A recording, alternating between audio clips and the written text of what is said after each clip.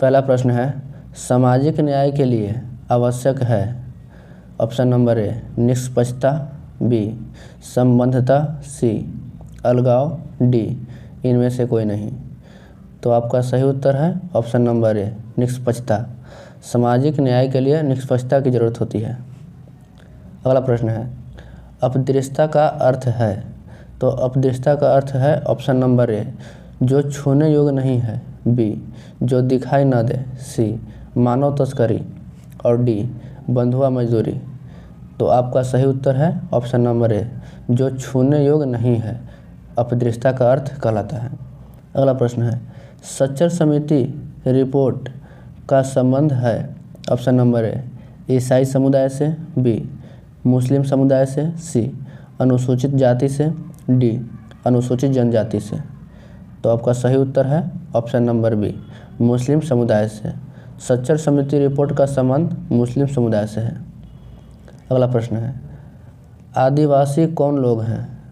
Option number ए पूर्वज, B मूल निवासी, सी ग्रामीण नागरिक, डी इनमें से कोई नहीं। तो आपका सही उत्तर है ऑप्शन नंबर बी मूल निवासी। मूल निवासी आदिवासी लोग हैं। अगला प्रश्न है, झारखंड राज्य में आरक्षण किस वर्ग को नहीं मिलता है।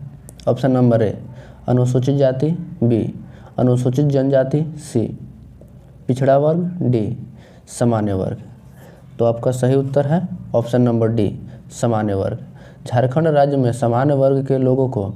अगला प्रश्न है, अनुसूचित जाति और अनुसूचित जनजाति अधिनियम अत्याचार निवारण पारित हुआ था कब। ऑप्शन नंबर ए 1898 ईस्वी में, बी 1879 ईस्वी में, सी 1989 ईस्वी में, डी 1998 ईस्वी में। तो आपका सही उत्तर है ऑप्शन नंबर सी 1989 ईस्वी में अनुसूचित जाति और अनुसूचित जनजाति अधिनियम अत्याचार निवारण पारित हुआ था। अगला प्रश्न है, अधिकांश आदिवासी आबादी कौन सी भाषा बोलती है। Option number A Santhali, B Kharia, C Bengali और डी उराव। तो आपका सही उत्तर हो जाएगा ऑप्शन नंबर ए संथाली। अधिकांश आदिवासी संथाली भाषा बोलती है। अगला प्रश्न है, अपदृश्यता उन्मूलन का प्रावधान संविधान के किस अनुच्छेद में वर्णित है। Option number A article 15, B article 17, C article 13 और डी आर्टिकल 19। तो आपका सही उत्तर है ऑप्शन नंबर बी आर्टिकल 17। अपदृश्यता उन्मूलन का प्रावधान आर्टिकल 17 में किया गया है। अगला प्रश्न है, जनगणना के अनुसार भारत की याबाद मुगलमानी की जनसंख्या कितनी है। Option number A 25.06%, B 28.03%, C 14.02%, D 16.02%। तो आपका सही उत्तर हो जाएगा ऑप्शन नंबर सी 14.02%। अगला प्रश्न है, भारत में आदिवासियों की आबादी कितनी प्रतिशत है। तो आपका सही उत्तर है 8.6%। भारत में आदिवासियों की आबादी 8.6% है। अगला प्रश्न है, झारखंड की कुल आबादी का कितना प्रतिशत आदिवासी है। ऑप्शन नंबर ए 12%, बी 26% सी 28% और डी 18%। तो आपका सही उत्तर हो जाएगा ऑप्शन नंबर बी 26 यानी 26%। 2011 के जनसंख्या के अनुसार झारखंड की कुल आबादी का 26.21% आदिवासी है। अगला प्रश्न है, सच्चर समिति का गठन किस वर्ष हुआ। Option number A 2008, B 2005, C 2010, D 2011। तो आपका सही उत्तर हो जाएगा ऑप्शन नंबर बी 2005। सच्चर समिति का गठन 2005 में हुआ था। अगला प्रश्न है, संविधान के किस अनुच्छेद के द्वारा आरक्षण देने का प्रावधान है। ऑप्शन नंबर ए आर्टिकल 15 के 4, B 24, C article 22, D article 28।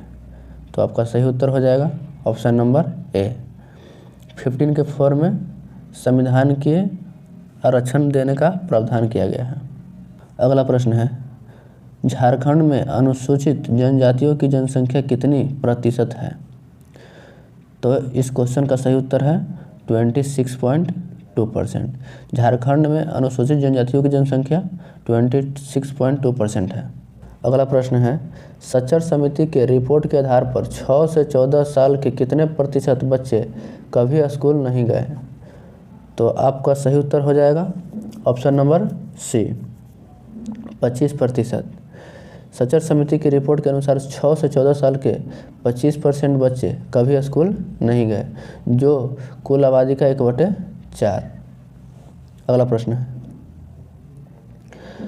Haryana उच्च न्यायालय कहाँ पर है?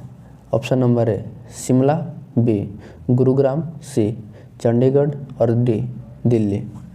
तो आपका सही उत्तर हो जाएगा ऑप्शन नंबर सी, हरियाणा उच्च न्यायालय चंडीगढ़ में स्थित है। अगला प्रश्न है, पूर्वोत्तर में स्थित 7 राज्य का उच्च न्यायालय कहाँ पर स्थित है? Option number A Guwahati, B Dispur, C Shillong और डी गंगटोक। तो आपका सही उत्तर हो जाएगा ऑप्शन नंबर ए गुवाहाटी। पूर्वोत्तर में स्थित 7 राज्यों का उच्च न्यायालय गुवाहाटी है। अगला प्रश्न है, किस दशक में सर्वोच्च न्यायालय ने जनहित याचिका की व्यवस्था की गई थी? ऑप्शन नंबर, अगला प्रश्न है, किस दशक में सर्वोच्च न्यायालय ने जनहित याचिका की व्यवस्था की गई थी? Option number A 1980, B 1990, C 1970, D 1989। तो आपका सही उत्तर हो जाएगा ऑप्शन नंबर ए 1980। अगला प्रश्न है, किन मामलों में प्राथमिकी दर्ज करवाना अनिवार्य है? ऑप्शन नंबर ए फौजदारी, बी दीवानी, सी घरेलू, डी सभी। तो आपका सही उत्तर हो जाएगा ऑप्शन नंबर ए फौजदारी। अगला प्रश्न है, कितने समय बाद अदालत शांति की जमानत मंजूर कर लेती है? ऑप्शन नंबर ए 1 महीने बाद, बी 6 महीने बाद, सी 2 दिन बाद, डी 8 महीने बाद। इस क्वेश्चन का आंसर पता हो तो कमेंट बॉक्स में जरूर बताइएगा। एक क्वेश्चन अच्छा आपके लिए, और वीडियो अच्छा लगा तो चैनल को लाइक और सब्सक्राइब करें ताकि इस तरह का वीडियो अब तक पहुंचता रहे। जय हिंद।